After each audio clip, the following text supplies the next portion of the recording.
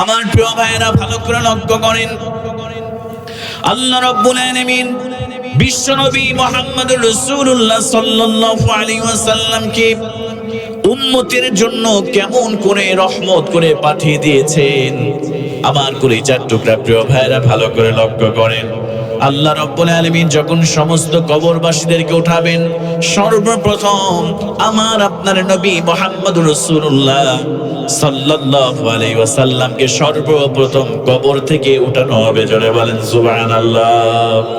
হযরত জিবরিল আমিন আলাইহিস সালাতু ওয়াস সালাম বিশ্বনবী সাল্লাল্লাহু আলাইহি ওয়াসাল্লামকে সর্বপ্রথম ডাকবেন, কবর থেকে উঠাবেন। আমার নবীজি যখন কবর থেকে উঠবেন, নিজের গায়ের ধুলা বালিগুলো ঝাড়বেন, দাড়ি মোবারক থেকে ধুলা বালিগুলো ছেড়ে ফেলবেন। আর তিনি ফাতিমার কথা জিজ্ঞেস করবে না, আম্মা জান খাদিজার কথা জিজ্ঞেস করবে না, নিজের কথা জিজ্ঞেস করবে না। বিশ্বনবী সাল্লাল্লাহু আলাইহি ওয়াসাল্লাম সর্বপ্রথম যে কথাটা জিব্রাইলকে বলবে, ও ভাই জিব্রাইল, আমার গুনাহগার উম্মতের কি খবর? একটু আমার গুনাহগার উম্মতের কথা তুমি আমাকে তাড়াতাড়ি বলো। জোরে বলেন সুবহানাল্লাহ। হযরত জিবরিল আলাইহিস সালাম বলবেন, ইয়া রাসূলুল্লাহ, আপনি হলেন সর্বপ্রথম ব্যক্তি যাকে সর্বপ্রথম কবরের মধ্য থেকে ওঠানো হলো। আপনার আগে আর কাউকে এখন পর্যন্ত কবর থেকে জাগানো হয় নাই। ইয়া রাসূলুল্লাহ, ইয়া হাবিবাল্লাহ, আপনার উম্মতের প্রতি এত দরদ, আপনি কারো কথা জিজ্ঞেস করলেন না। আপনাকে জাগানোর সঙ্গে সঙ্গে আপনি আপনার জবান দিয়ে বললেন, আমার গুনাহগার উম্মতের কি অবস্থা জিব্রাইল, তুমি আমারে তাড়াতাড়ি বলো। জোরে বলেন সুবহানাল্লাহ।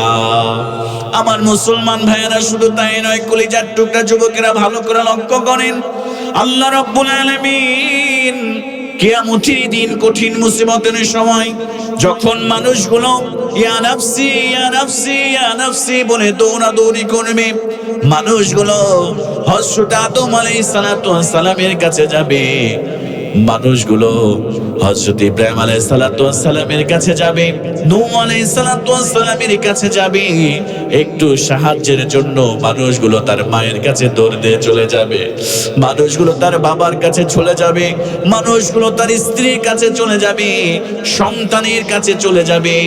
আল্লাহ পাক রব্বুল আলামিন সেদিন সূর্যটাকে মাথার উপরে যখন চলে আসবে, ও মুসলমান ভাইরা ভালো করে লক্ষ্য করেন, আমার আপনার নবী কেমন রহমাতাল লিল আলামিন নবী।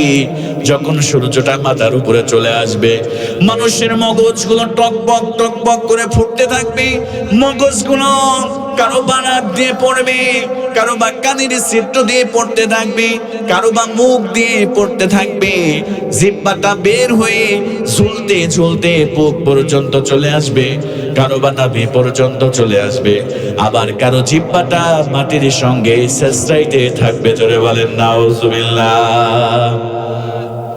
আল্লাহ রাব্বুল আলামিন বললেন, ইয়াউমা ইয়াফিরুল মারউ মিন আখিহি ওয়া উম্মিহি ওয়া আবিহি ওয়া সাহিবাতিহি ওয়া বানি।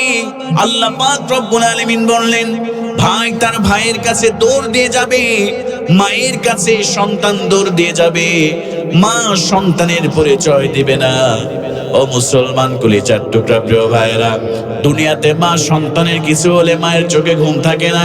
সন্তান যদি অসুস্থ হয়ে যায়, সারা রাত জেগে জেগে মা পাহারা দেয়, মায়ের চোখে ঘুম থাকে না, মা খাবার পর্যন্ত খেতে পারে না। কিয়ামতের দিন ওই মা বলবে, দুনিয়াতে আমার তো বিবাহ হয় নাই, আমার সন্তান তো দুনিয়াতে নাই, আমার তো বিবাহ হয় নাই, আমার সন্তান কেমন করে আসবে? জোরে বলেন নাউজুবিল্লাহ। আমার মুসলমান ভাইয়েরা, ওই কঠিন দিনে যেদিন কেউ কারো উপকারে আসবে না, বন্ধু তার বন্ধুকে পরিচয় দিবে না, সন্তান তার বাবার পরিচয় দিবে না, আল্লাহ পাক রব্বুল আলামিনের হাবিব বিশ্বনবী সাল্লাল্লাহু আলাইহি ওয়াসাল্লাম এবার সেজদা দিয়ে আল্লাহর কদমে সেজদা দিয়ে কান্না শুরু করে দিবেন। আমার আপনার নবীজি কান্না করতে করতে বেহুশ হয়ে যাবেন, আবার হুঁশ পাবেন, আবার তিনি কান্না শুরু করবেন। আল্লাহ রাব্বুল আলামিন এই দৃশ্য দেখার পরে হাবিবকে ডাক দিয়ে বলবেন, ও বন্ধু, আপনি আর কান্না করবেন না, ইরফা রাসাক, আপনার মাথাটা উত্তোলন করেন, আজকে আপনি আমার কাছে যা চাইবেন হাবিব গো, আমি আল্লাহ রাব্বুল আলামিন আপনাকে তাই দিয়ে আমি ধন্য করে দিব। জোরে বলেন সুবহানাল্লাহ। আমার মুসলমান ভাইয়েরা, শুধু তাই নয়, আল্লাহর নবী এবার বলবেন, রব্বুল আলামিন, আমি আপনার কাছে আজকে এই কঠিন মুসিবতের সময় একটা জিনিস শুধু চাইবো, রব্বুল আলামিন আমার গুনাহগার উম্মতদেরকে আপনি মাফ করে দিয়া আপনি আমার গুনাহগার উম্মতদেরকে জান্নাত দিয়া ধন্য করে দেন। জোরে বলেন সুবহানাল্লাহ। আমার মুসলমান ভাইরা, শুধু তাই নয়, আল্লাহ রাব্বুল আলামিন নিজের চেয়ারের পাশে বিশ্ব নবীকে একটা চেয়ার দিবেন আর বলবেন, হাবিব গো, আপনি আমার পাশে, আমার পাশে এই যে চেয়ার দিলাম, স্পেশাল চেয়ার, আপনি চেয়ারের মধ্যে বসে যান। আল্লাহ নবীজি চেয়ারের উপরে এমন করে হাত দিয়ে দাঁড়িয়ে থাকবেন, আবার আপনার নবীজি চেয়ারের মধ্যে বসবেন। জোরে বলেন সুবহানাল্লাহ। ও মুসলমানেরা, মনোযোগ দিয়ে শুনেন, কেমন নবীর উম্মত হতে আমরা পেরেছি। আল্লাহ নবীজি চেয়ারের উপরে হাত দিয়ে দাঁড়ায় থাকবেন, চোখ দিয়ে টপ টপ করে পানিগুলো বেয়ে বেয়ে পড়ে আমার আপনার নবীজির দাড়ি মুবারক গুলো ভিজে যাবে। আল্লাহ পাক আবার বলবে, হাবিব গো, আপনি কান্না করেন কেন? আপনি চেয়ারের মধ্যে বসে যান। আল্লাহ নবীজি চেয়ারে বসবে না, আল্লাহ আবার বলবেন, হাবিব আপনি বসে যান, আপনি আর দাঁড়িয়ে দাঁড়িয়ে কান্না করবেন না, আমার তো সহ্য হয় না। আল্লাহ নবীজি বলবে, রব্বুল আলামিন, আমি যদি এই চেয়ারের মধ্যে বসে যাই, আমার গুনাহগার উম্মতেরা দৌড়াদৌড়ি করছে, ছোটাছুটি করছে একটু সাওয়াবের জন্য, এই কিয়ামতের আযাব তার সহ্য হইতেছে না। আল্লাহ তাআলা, আমি যদি এই চেয়ারের মধ্যে বসে যাই, আমার গুনাহগার উম্মতের জন্য কে দৌড়াদৌড়ি করবে, কে সুপারিশ করে করে আল্লাহ তোমার জান্নাতের মধ্যে আমার উম্মতদেরকে নিয়ে যাবে। জোরে বলেন সুবহানাল্লাহ। এজন্য আল্লাহ রাব্বুল আলামিন বললেন, ওয়া মা আরসালনাকা ইল্লা রাহমাতাল লিল আলামিন। জোরে বলেন আল্লাহু আকবার। এজন্য আল্লাহ পাক বললেন, Habib, I have sent you as a mercy, as a rahmah, as a barakah for all entire universe. হে রাসূল, আপনাকে আমি গোটা বিশ্ববাসীর জন্য, আসমান এবং জমিনের মধ্যে যা আছে সব কিছুর জন্য আমি আল্লাহ আপনাকে রহমত করে, বরকত করে এই পৃথিবীতে পাঠিয়ে দিয়েছি। জোরে বলেন আল্লাহু আকবার। আমার মুসলমান ভাইয়েরা, এবার আর একটু মনোযোগটা বাড়ায় দেন। আমার আপনার নবী কেমন রহমতের নবী। তিনি পশু পাখির জন্য রাসূল, তিনি পশু পাখির জন্য রহমত, তিনি উম্মতের জন্য রহমত, তিনি গাছপালার জন্য রহমত। আমার নবীজি সাল্লাল্লাহু আলাইহি ওয়াসাল্লাম পশু পাখির জন্য কেমন রহমত, একটু ভালো করে লক্ষ্য করেন আমার কলিজার টুকরা প্রিয় ভাইয়েরা। আল্লাহ রাব্বুল আলামিন বিশ্ব নবীকে বললেন, হাবিব, আপনি আর মক্কার জমিনে আপনি থাকবেন না, আপনি হিজরত করে মদিনায় চলে যান। আর মদিনায় যাওয়ার পরে আপনাকে যে কোরআন আমি দিয়েছি, এই কোরআন দিয়ে আপনি রাষ্ট্র পরিচালনা করেন, আপনি রাষ্ট্রকে আপনি বিনির্মাণ করেন। আমি যে কোরআনের আইন দিয়েছি, আপনি জমিনের মধ্যে সেই কোরআনের আইনকে আপনি বাস্তবায়ন করেন। জোরে বলেন সুবহানাল্লাহ। আমার মুসলমান ভাইয়েরা, এবার বিশ্বনবী সাল্লাল্লাহু আলাইহি ওয়াসাল্লাম হযরতে আবু বকর সিদ্দিক রাদিয়াল্লাহু তাআলা নুকে নিয়ে এবার তিনি হিজরত করে মক্কা থেকে তিনি মদিনার দিকে যাইতে শুরু করলেন। ভালো করে লক্ষ্য করেন, আল্লাহর নবীজি হযরত আবু বকরকে নিয়ে চলতে শুরু করলেন। পথ চলতে চলতে চলতে চলতে পাহাড়ি এলাকা, বিশ্ব নবী মরুভূমির মধ্য দিয়ে যখন পথ চলতে শুরু করলেন, কিছু দূর যাওয়ার পরে হযরত আবু বকর, আল্লাহর রাসূল সাল্লাল্লাহু আলাইহি ওয়াসাল্লাম প্রচন্ড ক্লান্ত হয়ে গেল, প্রচন্ড ক্ষুধার্ত হয়ে গেল, শরীরটা বড় ক্লান্ত হয়ে গেল, তৃষ্ণাও পেয়ে গেল। আল্লাহর নবীজি সামনের দিকে খেয়াল করে দেখলেন একটা বাড়ি দেখা যায়। আল্লাহর রাসূল হযরত আবু বকরকে বললেন, আবু বকর রে, ওই যে একটা বাড়ি দেখা যায়, চলো বাড়িতে যাই, ওখানে গেলে হয়তোবা কিছু পানি পাবো তৃষ্ণা নিবারণের জন্য, আর কিছু খাবার খেয়ে নিব, এরপরে কিছু সময় বিশ্রাম নিয়ে আবার আমরা মদিনার উদ্দেশ্যে রওনা দিব। জোরে বলেন সুবহানাল্লাহ। বিশ্বনবী সাল্লাল্লাহু আলাইহি ওয়াসাল্লাম হযরত আবু বকর সিদ্দিককে নিয়ে এবার চলে গেলেন বাড়িতে। যাওয়ার পরে হযরত আবু বকর সিদ্দিক রাদিয়াল্লাহু তাআলা আনহু তিনি দরজায় কড়া নাড়লেন, ইফতাহিল বাব, প্রথমে সালাম দিলেন। সালাম দেওয়ার পরে এবার তিনি বলছেন, ইফতাহিল বাব, কে আছো এমন, একটু দরজাটা খুলে দাও, আমরা মুসাফির, অনেক ক্লান্ত, অনেক পরিশ্রান্ত, প্রচন্ড তৃষ্ণার্ত, আমাদের একটু পানির ব্যবস্থা করে দাও, আমাদের একটু খাবারের ব্যবস্থা করে দাও। জোরে বলেন সুবহানাল্লাহ। হযরত আবু বকর প্রথমবার নক করলেন, ইফতাহিল বাব, কে আছো, দরজা খুলে দাও। ভিতর থেকে কোনো আওয়াজ নাই। হযরত আবু বকর আবার নক করলেন, কে আছো, দরজা খুলে দাও। ভিতর থেকে দ্বিতীয়বার কোনো আওয়াজ নাই। হযরত আবু বকর তৃতীয়বার আবার নক করলেন, ইফতাহিল বাব, কে আছো, দরজা খুলে দাও। তৃতীয়বারের মতো আওয়াজ নাই। এবার চতুর্থবার আবার হযরত আবু বকর আবার নক করলেন, দরজা খুলে দাও, কে আছো বাড়িতে। এবার ভিতর থেকে একজন মহিলার কণ্ঠ পাওয়া যায়। এবার তিনি ডাক দিয়ে বলছে, কে তুমি, কোথায় তোমার বাড়ি? হযরত আবু বকর বলল, আমরা মক্কা থেকে মদিনার উদ্দেশ্যে রওনা হয়েছি। আমরা এই প্রচন্ড রোদের মধ্যে প্রচন্ড ক্লান্ত হয়ে গিয়েছি, আমাদের তৃষ্ণা পেয়েছে, পেটের মধ্যে প্রচন্ড ক্ষুধা, আমাদের জন্য একটু খাবারের ব্যবস্থা করে দাও, আমাদের জন্য একটু পানির ব্যবস্থা করে দাও, আর আমাদের জন্য একটু বিশ্রামের ব্যবস্থা করে দাও। এবার ঘরের মধ্য থেকে মহিলা বলছে, তার নাম হলো উম্মে মাবাদ। উম্মে মাবাদ ডাক দিয়ে বললেন, ও মুসাফির, আমি তো বাড়িতে একা একা আছি, আমার বাড়িতে স্বামী নাই। আমার স্বামী আবু মাবাদ তিনি ছাগল চরানোর জন্য জঙ্গলে গিয়েছে, বিকেল বেলা তিনি বাড়িতে ফিরবে। আমাদের ঘরে কোনো খাবার নাই, আমাদের ঘরে কোনো পানিও নাই, কোনো খাবারও নাই। আপনি আমার ঘরে দেওয়ার মতো কিছু নাই, আমাকে মাফ করবেন, আপনাকে আপন করার মতো আমরা কিছু পাই নাই। আমার স্বামী আবু মাবাদ যখন ঘরে আসবে বিকেল বেলা, ছাগলগুলো চড়িয়ে আনবে, আর ওই ছাগল থেকে দুধ দহন করে আমরা দুইজন সেই দুধ পান করে আমরা আমাদের রাতের খাবারের ব্যবস্থা করব। জোরে বলেন সুবহানাল্লাহ। উম্মে মাবাদ বলছে, আমাদের ঘরে তো কোনো খাবার নাই, আমাদের ঘরে কোনো পানির ব্যবস্থাও নাই, কোনো খাবারও নাই, যেটা তোমাদেরকে দিয়ে আমি আপ্যায়ন করব। আমার স্বামী আবু মাবাদ তিনি ছাগল চড়াতে গিয়েছে মাঠে, যখন বিকেল বেলা আসবে ওই দুধগুলো দহন করে আমরা সেইগুলো খেয়ে আমরা রাতের ক্ষুধাটা আমরা নিবারণ করবো। জোরে বলেন সুবহানাল্লাহ।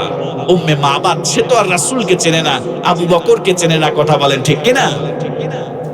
আমার মুসলমান ভাইয়েরা গভীর মনোযোগ দেন। এবার বিশ্বনবী সাল্লাল্লাহু আলাইহি ওয়াসাল্লাম এবার খেয়াল করে দেখলেন, উম্মে মাবাদের ঘরের আঙিনায় একটা ছাগল বাঁধা আছে, একটা ছাগল বাঁধা আছে। আল্লাহ নবীজি সাল্লাল্লাহু আলাইহি ওয়াসাল্লাম হযরত আবু বকরকে বলেন, আবু বকর, এই যে ছাগল একটা বাঁধা আছে, উম্মে মাবাদের কাছ থেকে একটা পাত্র চাও, একটা পাত্র নাও, এই ছাগলের থেকে আমি দুধ দহন করব, আমরা নিজেরাও খাবো, উম্মে মাবাদকে খাওয়াবো। জোরে বলেন সুবহানাল্লাহ। হযরত আবু বকর উম্মে মাবাদকে বললেন, উম্মে মাবাদ, একটা পাত্রের ব্যবস্থা করে দেন, একটা পাত্রের ব্যবস্থা করে দেন। তিনি বললেন, পাত্র কি হবে? এবার হযরত আবু বকর বললেন, কারণ আবু বকরের বিশ্বাস বিশ্বনবীর প্রতি আছে না নাই? কথা বলেন না কেন, আছে না নাই? কারণ নবী যখন বলেছে ছাগল থেকে দুধ দহন করব, হযরত আবু বকর বিশ্বাস করেছে আল্লাহ রাসূল যেটা বলেছে অবশ্যই সেটা সত্যি হবে। জোরে বলেন সুবহানাল্লাহ। উম্মে মাবাদ ডাক দিয়ে বললেন, ও পথিক মুসাফির, আমার এই ছাগলটা অসুস্থ ছাগল, এই ছাগলের তো দুধ কখনো হয় নাই। আমার স্বামী আবু মাবাদ অসুস্থ ছাগল হওয়ার কারণে ঠিক মতো হাঁটতে পারে না, ঠিক মতো দাঁড়াতে পারে না, এই জন্য আমার স্বামী আবু মাবাদ এই ছাগলকে চড়াতে নিয়ে যায় না, এই বাড়িতে রেখে দিয়েছে। এই ছাগলের দুধ হয় না, দুধ তো কখনো হয় নাই। আবার এই ছাগলটা সবসময় অসুস্থ থাকে, এত অসুস্থ সে দাঁড়াতে পারে না। হযরত আবু বকর বলছে, এত কিছু বুঝি না, আল্লাহর নবী যেহেতু বলেছে দুধ দহন করবে, এজন্য হযরত আবু বকর আবার বললেন, ও উম্মে মাবাদ, তুমি চিন্তা করুন, একটা পাত্রের ব্যবস্থা করে দাও, আর ছাগল থেকে দুধ দহনের অনুমতি তুমি দাও। এবার উম্মে মাবাদ ছোট্ট একটা পাত্র হযরতে আবু বকরের কাছে নিয়ে আসলেন। আল্লাহ রাসূল বলেন এত ছোট পাত্র নয়, তুমি একটা বড় পাত্র উম্মে মাবাদের কাছ থেকে নিয়ে আসো। জোরে বলেন সুবহানাল্লাহ। বিশ্বনবী বলছেন আবু বকর এত ছোট পাত্র হবে না, একটা বড় পাত্র উম্মে মাবাদকে দিতে বলো। আল্লাহ রাসূলকে যখন আবু বকরকে যখন আল্লাহ রাসূল এই কথা বললেন, এবার হযরত আবু বকর তিনি উম্মে মাবাদকে বলছে তুমি এত ছোট পাত্র দিলে হবে না, এর থেকে কোনো বড় পাত্র আছে নাকি, তুমি ঘর থেকে সেইটা তুমি আমাদের কাছে দাও। জোরে বলেন সুবহানাল্লাহ। উম্মে মাবাদ চিন্তা করতেছে, একটু রাগান্বিত হয়ে গিয়েছে যে ছাগল কখনো দুধ দেয় নাই, যে ছাগল এত অসুস্থ দাঁড়াইতে পর্যন্ত পারে না, তোমরা তো দেখতেছে পাগলের গোলাম, আমি ছোট্ট একটা পাত্র দিলাম এত রিকোয়েস্ট করার পরে, আবার এর থেকেও বড় পাত্র তোমরা চাচ্ছ। এবার উম্মে মাবাদ ঘরের মধ্যে থেকে একটা বড় পাত্র এনে আবু বকরকে ঝাঁকি দিয়ে দিচ্ছে, এই নাও বড় পাত্র, নাও এবার দুধ দহন করো। জোরে বলেন সুবহানাল্লাহ। আমার মুসলমান ভাইয়েরা, এবার হযরত আবু বকর এবার পাত্রটা নিয়ে বিশ্ব নবীর হাতে দিয়ে দিলেন। ইয়া রাসূলুল্লাহ, নেন পাত্র এনেছি। আবার নবীজি সাল্লাল্লাহু আলাইহি ওয়াসাল্লাম ছাগলের কাছে গেলেন, যাওয়ার পরে এবারে ছাগলের মাথার উপরে যখন হাত তুলে দিলেন, সঙ্গে সঙ্গে অসুস্থ ছাগলটা শোয়া ছিল, সঙ্গে সঙ্গে দাঁড়িয়ে গেল। জোরে বলেন সুবহানাল্লাহ।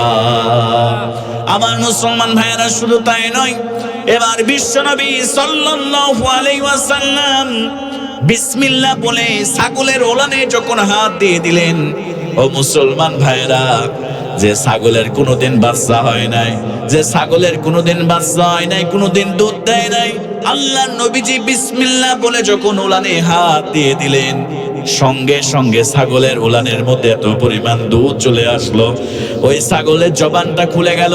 আল্লাহ রাসূলকে ডাক দিয়ে বলছি, ইয়া রাসূলুল্লাহি, ইয়া হাবিবাল্লাহ, হুজুর গো, আপনি তাড়াতাড়ি আমার ওলান থেকে দুধটা দহন করেন, না হলে আমি উলানের ভার আর সহ্য করতে পারছি না। জোরে বলেন সুবহানাল্লাহ। বিশ্বনবী সাল্লাল্লাহু আলাইহি ওয়াসাল্লাম এবার দুধ দহন করলেন। আল্লাহর নবীজি দুধ দহন করে পাত্রটা ভরে গেল।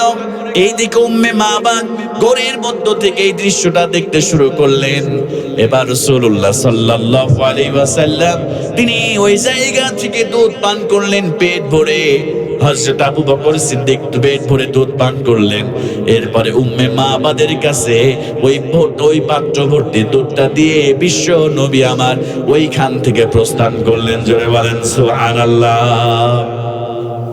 আমার মুসলমান ভাইয়েরা, এবার যখন আবু মাবাদ ঘরে ফিরলেন বিকেল বেলা ছাগল নিয়ে, উম্মে মাবাদ বলছে, প্রাণের স্বামী, আজকে এমন একটা ঘটনা ঘটেছে, আজকে দুইজন ব্যক্তিকে আমি দেখলাম আমার বাড়িতে মুসাফির হয়ে এসেছিল, এই ঘটনা ঘটেছে। এবার আবু মাবাদ আশ্চর্য হয়ে গেলেন, তাদের চেহারার বর্ণনা তুমি আমার একটু দাও।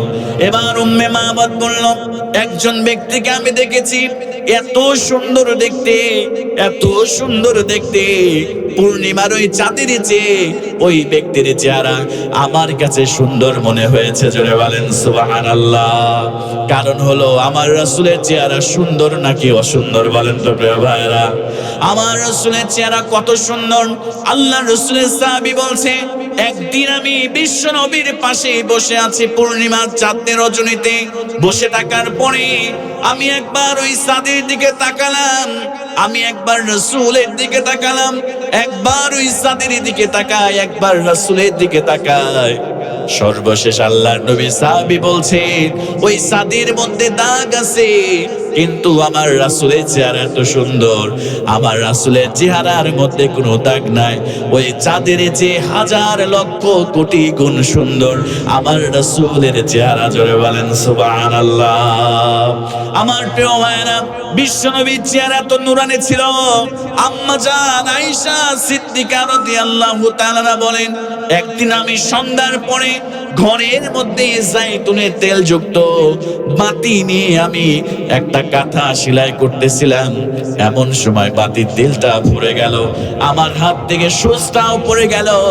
এমন সময় আমার নবীজি সাল্লাল্লাহু আলাইহি ওয়াসাল্লাম তিনি ঘরের মধ্যে প্রবেশ করলেন। তার নূরানি চেহারার এমন ঝলকানি ঘরের মধ্যে শুরু হয়ে গেল।